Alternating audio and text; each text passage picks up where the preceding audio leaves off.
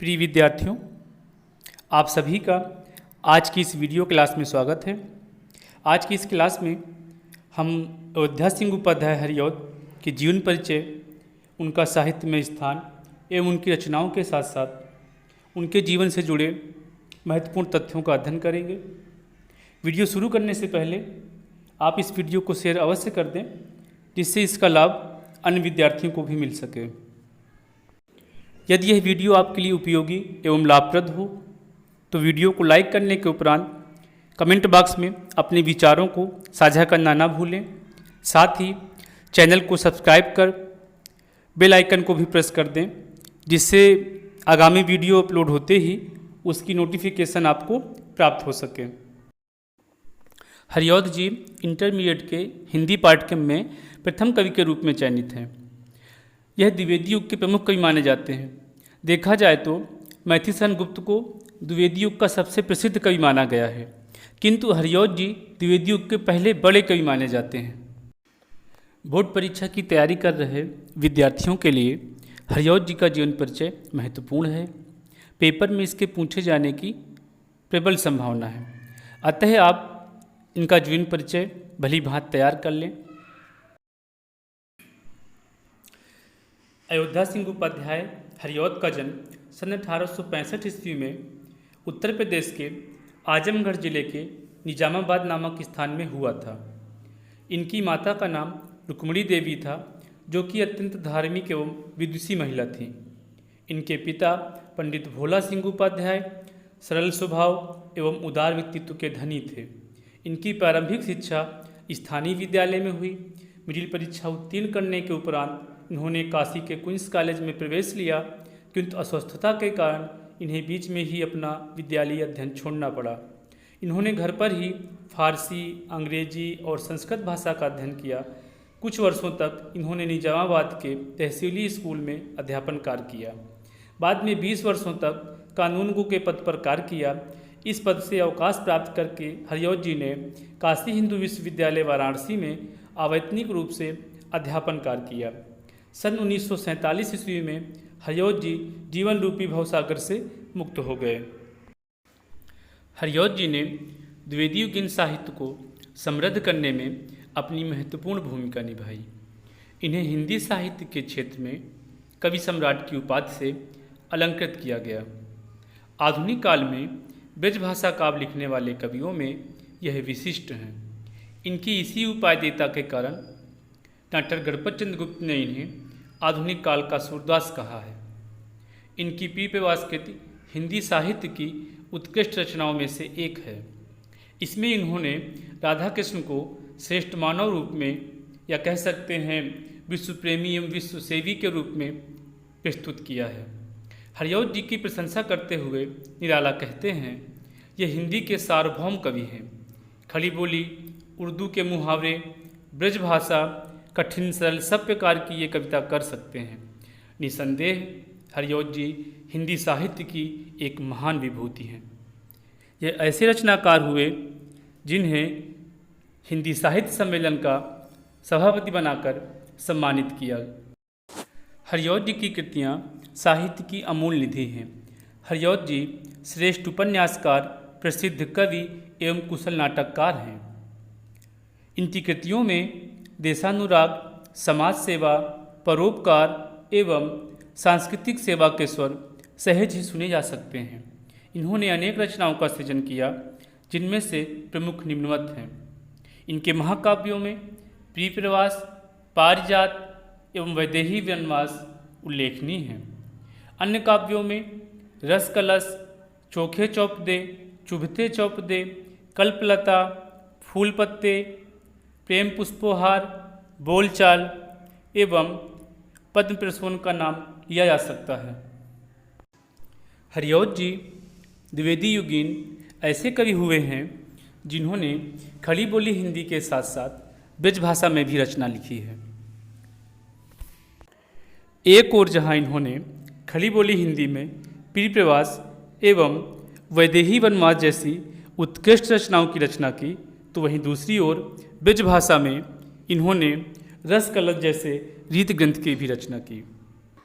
यद्यपि जगन्नाथ दास रत्नाकर को आधुनिक काल में ब्रजभाषा में कविताएं लिखने वाले कवियों में सर्वश्रेष्ठ स्थान प्राप्त है, फिर भी जिस प्रकार से इन्होंने रसकलश में रस के स्वरूप और रस के प्रकारों का सूक्ष्म विवेचन किया है, वह इन्हें आधुनिक काल में ब्रजभाषा में लिखने वाले कवियों में विशिष्ट बनाता है। इस कृति में हरिऔध जी ने नायिका भेद वर्णन और ऋतु वर्णन के अंतर्गत कुछ मौलिक स्थापनाएं भी की हैं।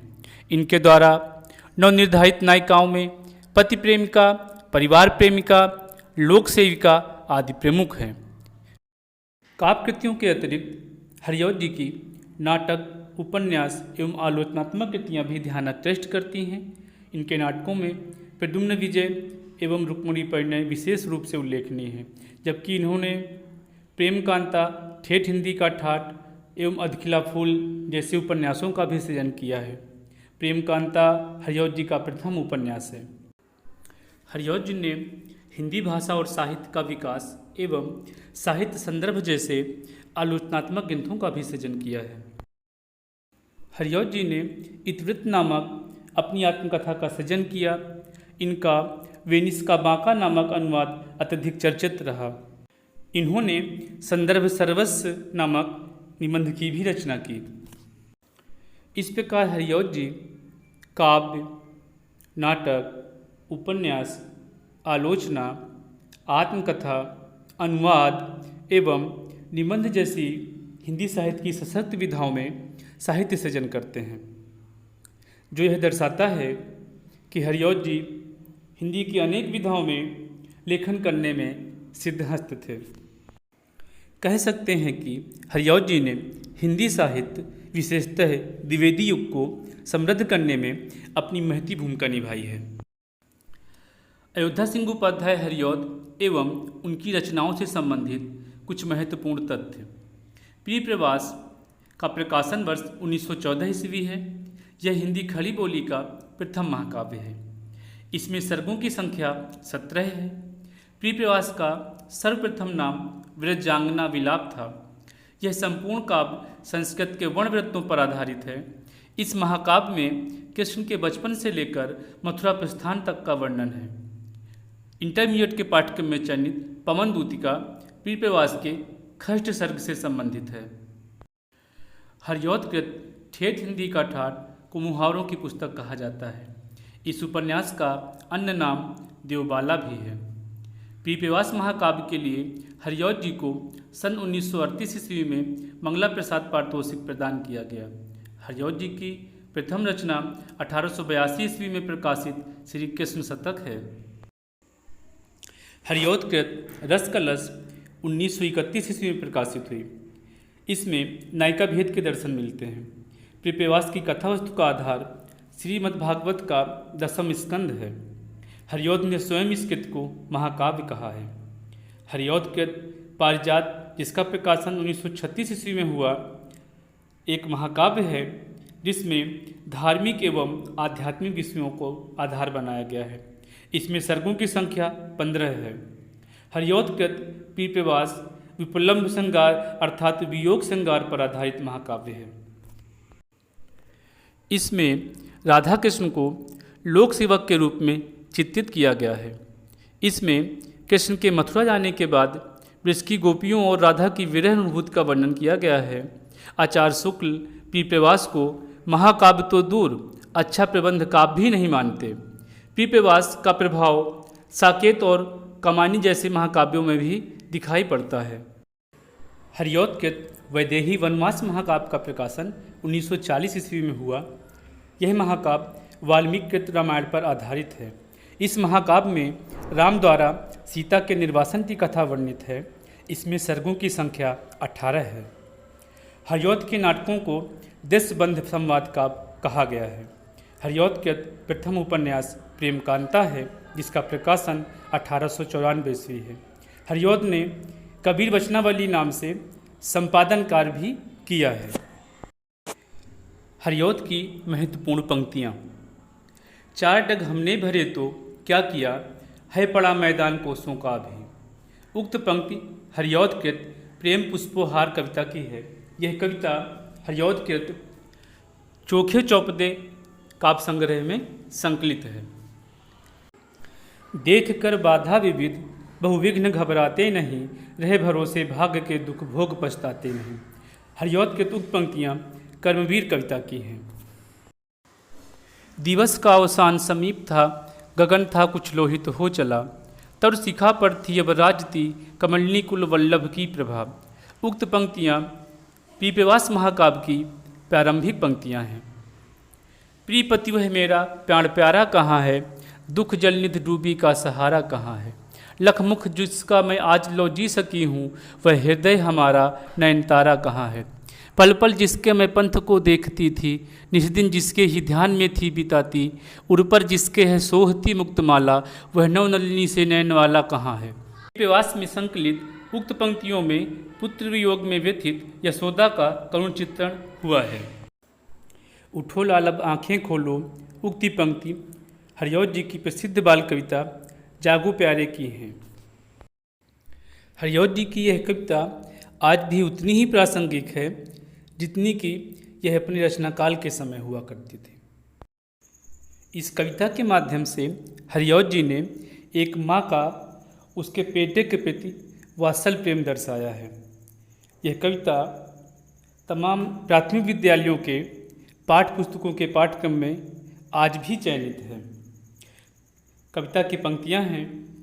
उठो लालब आँखें खोलो, पानी लाई हूँ मुँह धोलो, बीती रात कमल दल फूले, उसके ऊपर भंवरे झूले। चिड़िया चहक उठी पेड़ों पे, बहने लगी हवा अति सुंदर। नभ में न्यारी लाली छाई, धरती ने प्यारी छवि पाई। भोर हुई सूरज उग आया, जल में पड़ी सुनहरी छाया। नन्ही नन्ही किरणें आई, फूल खिले कलियां मुस्काई। इतना सुंदर समय न खो, मेरे प्यारे अब मत सो। हरिऔध के पीपवास महाकाव्य के संदर्भ में महत्वपूर्ण कथन। पीपवास का मूल भाव रति नहीं प्रेम है। रति या प्रणय का आधार वासना होती है, उसका क्षेत्र सीमित होता है और उसका आलंबन सदा भिन्न लैंगिक व्यक्ति होता है। जबकि प्रेम में वासना की अपेक्षा भावना का प्राबल्य होता है, उसका क्षेत्र अत्यंत व्यापक होता है तथा उसका प्रसार समलैंगिक, भिन्न लैंगिक, छोटे बड़े मानव, पशु पक्षी आदि सब तक होता है। प्रेम के अंतर्गत प्रणय, स्नेह, भ्रातृत्व, सख्य, मैत्री, वात्सल्य, करुणा आदि का समावेश हो जाता है। पीपवास में प्रेम के प्रायः सभी रूपों की अभिव्यक्ति मार्मिक रूप में हुई है। उक्त कथन पीपवास के संदर्भ में गणपत चंद्र गुप्त का है। इन्होंने अपनी पुस्तक हिंदी साहित्य का वैज्ञानिक इतिहास में इस तथ्य को रेखांकित किया है। यह काव्य अधिकतर भाव व्यंजनात्मक और वर्णनात्मक है। कृष्ण के चले जाने पर ब्रज की दशा का वर्णन बहुत अच्छा है। विरह वेदना से क्षुब्ध वचनावली प्रेम की अंतर्दशाओं की वंदना करती हुई बहुत दूर तक चलती है। ऐसा इसके नाम से प्रकट है। इसकी कथा वस्तु एक महाकाव्य या अच्छे प्रबंध काव्य के लिए अपर्याप्त है। पीपवास के संदर्भ में उक्त कथन आचार्य रामचंद्र शुक्ल का है। आचार्य रामचंद्र शुक्ल ने अपने इतिहास ग्रंथ हिंदी साहित्य के इतिहास में इस तथ्य को रेखांकित किया है।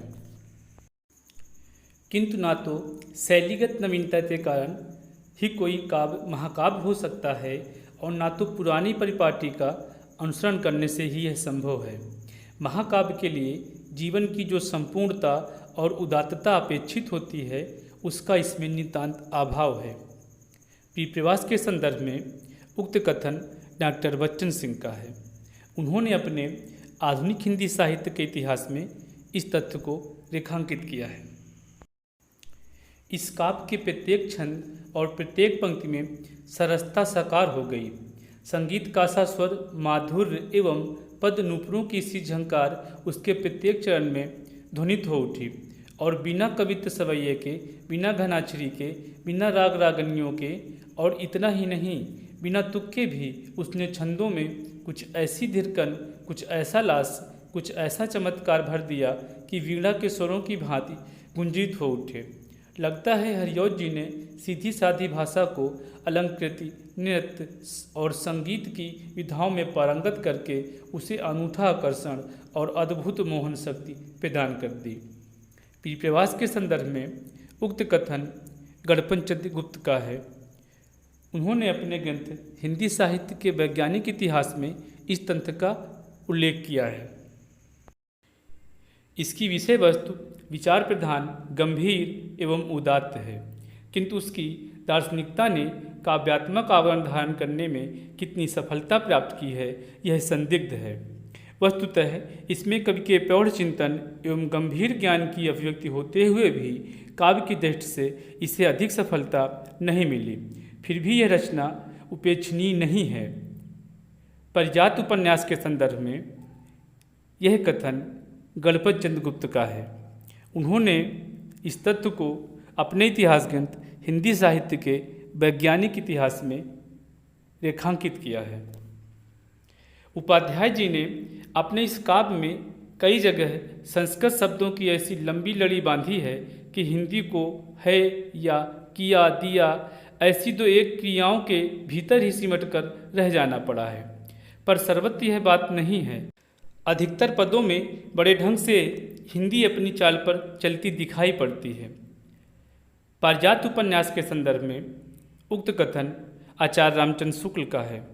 अपने इतिहास ग्रंथ हिंदी साहित्य के इतिहास में आचार्य शुक्ल इस तथ्य को रेखांकित करते हैं। प्रिय विद्यार्थियों, आज आप सभी ने हरिऔध जी से जुड़े महत्वपूर्ण तथ्यों का अध्ययन किया। प्रतियोगी परीक्षाओं की दृष्टि से भी यह प्रश्न उपयोगी हो सकते हैं, अतः आप इनका अभ्यास करते रहें। प्यारे बच्चों, आज आप सभी से एक प्रश्न पूछा जा रहा है।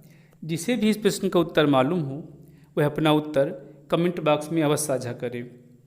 आचार्य रामचंद्र शुक्ल ने अंग्रेजी ढंग का हिंदी का पहला उपन्यास किसे माना है? इसी प्रश्न के साथ आज की यह वीडियो क्लास समाप्त होती है। जल्द ही किसी अन्य टॉपिक के साथ किसी अन्य वीडियो के माध्यम से आपसे फिर जुड़ेंगे। तब तक आप लोग व्यस्त रहिए, मस्त रहिए, स्वस्थ रहिए और अपने माता पिता एवं बड़ों का सम्मान करते रहिए। धन्यवाद।